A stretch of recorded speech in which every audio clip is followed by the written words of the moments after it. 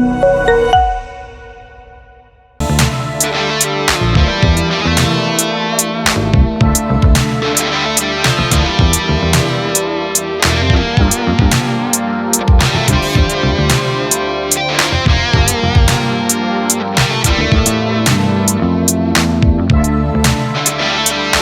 I'm Dr. Kavita, consultant radiation oncologist at Medicover Cancer Institute, High-Tech City.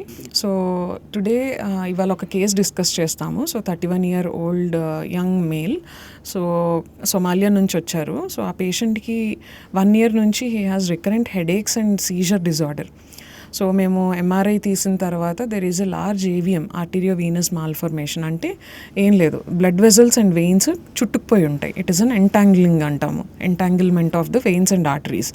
So ఆ ఏరియాని మేము surgical opinion, అతనికి seizures headaches దీనివల్లే వస్తున్నాయి. సో దానికి ఏం చేయడం జరిగిందంటే న్యూరో సర్జరీ ఒపీనియన్ తీసుకుని సర్జికల్ పాసిబుల్లా లేదా సర్జరీ చేయడానికి అనేది ఒపీనియన్ తీసుకుని పేషెంట్ సర్జరీ వద్దు అనుకున్నారు. సో దానికి మేము equal and good option is radiation. 5 days of radiation, total 30 Gray ఇచ్చాము. అండ్ ఆ పేషెంట్కి ఇచ్చిన తర్వాత so he's free from that headache and seizures, అంటే ఫిట్స్ రావడం కూడా తగ్గిపోయింది. సో అండ్ కాస్మెటికల్గా కూడా సర్జరీ కన్నా కూడా this is very much good option. And long term neurological deficits, అంటే స్ట్రోక్ రావడం కానీ, వీక్నెస్ ఉండటం కానీ, ఆర్మ్ అండ్ లెగ్ వీక్నెస్ ఉంటుంది కొంతమందికి, ఇన్ఫెక్షన్ అయ్యే ఛాన్సెస్, బ్లీడింగ్ అయ్యే ఛాన్సెస్ ఇవన్నీ సర్జరీలో ఎక్కువ ఉంటాయి. సో అది మనం తగ్గించుకోవటానికి ఈ type of radiation, SRS radiation అంటాం, స్టీరియోటాక్టిక్ రేడియో సర్జరీ. దీన్ని మేము ఫ్రాక్షనేట్ చేసి 5 daysకి ఇచ్చాం కాబట్టి హైపోఫ్రాక్షనేటెడ్ స్టీరియోటాక్టిక్ రేడియో సర్జరీ అంటాం. This is a good latest technique available. And ఇది మనం చాలామంది పేషెంట్స్కి ట్రీట్ చేస్తున్నాము. అండ్ ఇది లార్జ్ ఏవిఎం కాబట్టి ఇది ట్రీట్మెంట్ చేయడం జరిగింది. And with patient has good symptomatic relief and he's tolerating well and he's good now. Ma'am, actually AVM మాల్ఫార్మేషన్లో ఈ 2 symptoms ఉంటాయా, ఇంకా వేరే ఏమంటుంటాయి? కొంతమంది బ్లీడింగ్తో కూడా వస్తారు. అంటే బ్లీడింగ్ అయ్యి ఆల్రెడీ హెమటోమా ఫామ్ అయ్యి, అంటే బ్లడ్ క్లాట్ ఫామ్ అయిపోయి కూడా దానివల్ల పెరాలసిస్ వచ్చి వీక్నెస్తో కూడా వస్తారు. That is one of the symptom.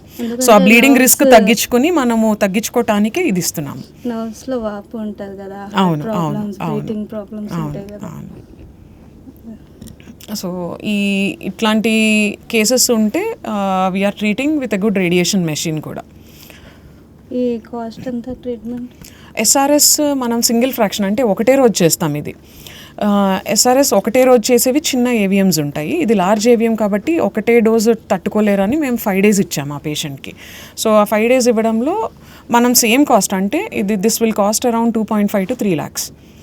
Entire మనం ఫ్రాక్షనేట్ చేసినా సింగిల్ ఫ్రాక్షన్ అయినా అదే ప్లాన్ ఉంటుంది. సో హై ప్రెసిషన్, అంటే ఓన్లీ ఏవిఎంకే వెళ్ళేటట్టు రేడియేషన్, పక్కన ఎన్ని నార్మల్ ఆర్గన్స్ ఉన్నా హై ఎలోక్వెంట్ ఏరియాస్ అంటాం.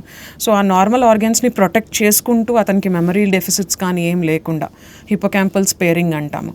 సో ఇవన్నీ చేసుకుంటూ ఇస్తాం కాబట్టి దే విల్ బీ గుడ్. అంటే అతను యంగ్ ఫెలో కాబట్టి మెమరీ లాస్ కానీ ఏమీ లేకుండా ఉండటానికి చాలా జాగ్రత్తగా ప్లాన్ చేయడం జరిగింది. దీనివల్లనే, అంటే ఏవిఎం ఉండటం వల్లనే అతనికి హెడేక్ కానీ 1 year నుంచి సఫర్ అవుతూ వచ్చాడు. కంజనైటల్ అబ్నార్మాలిటీ, అంటే కంజనైటల్ అంటే ఫ్రమ్ బర్తే ఉంటుంది వాళ్ళకి. ఆర్టరీస్లో వెయిన్స్లో ఆ థిక్నెస్, అంటే థిన్ అయిపోతాయి, అవి వెజల్స్ థిన్ అయిపోతాయి.